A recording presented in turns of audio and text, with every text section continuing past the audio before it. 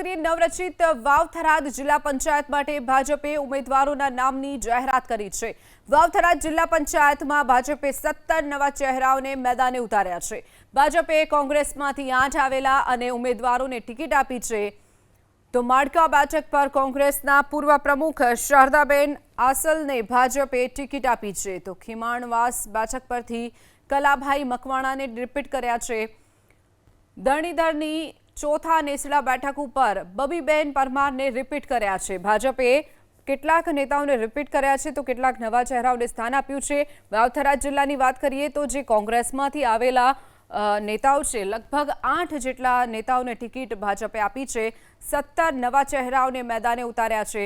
કોંગ્રેસમાંથી આવેલા 8 ઉમેદવારોને ટિકિટ આપી છે। તો માળકા બેઠક પરથી કોંગ્રેસના પૂર્વ પ્રમુખ શારદાબેન આસલને ભાજપે ટિકિટ આપી છે। વાવ-થરાદ જિલ્લા પંચાયતમાં ભાજપે 17 નવા ચહેરાઓને મેદાને ઉતાર્યા છે। ભાજપે કોંગ્રેસમાંથી 8 આવેલા અને ઉમેદવારોને ટિકિટ આપી છે। તો માળકા બેઠક પર કોંગ્રેસના પૂર્વ પ્રમુખ શારદાબેન આસલને ભાજપે ટિકિટ આપી છે। તો ખીમાણવાસ બેઠક પરથી કલાભાઈ મકવાણાને રિપીટ કર્યા છે।